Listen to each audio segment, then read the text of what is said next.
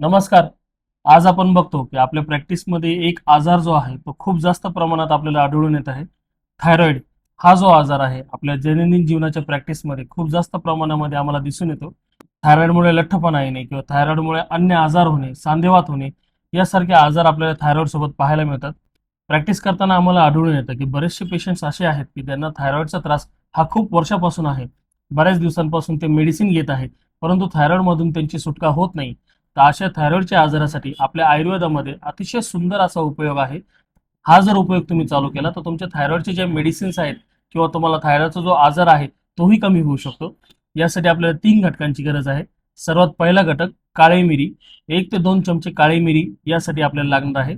दुसरा घटक सोंठ पावडर, म्हणजे आपले सुकवलेली जी अद्रक आहे किंवा जे आलं आहे त्याला सोंठ पावडर असेही म्हटले जाते. तर हे 2 चमचे आपल्याला सोंठ पावडर लागणार आहे. तिसरा घटक मग पिपली, म्हणजे याला आपण मराठीमध्ये पिंपळी किंवा लांब मिरची असंही म्हणतो.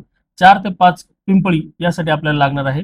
हे तिन्ही घटक एकत्र घेऊन तुम्हाला मिक्सरमध्ये पावडर करायची आहे.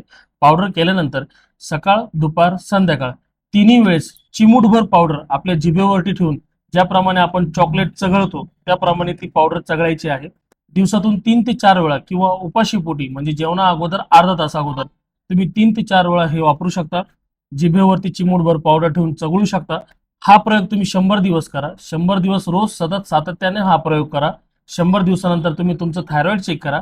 तुम्ही रिपोर्ट्समध्ये बघताल की तुमचं थायरॉइड हे कमी झालेलं असेल.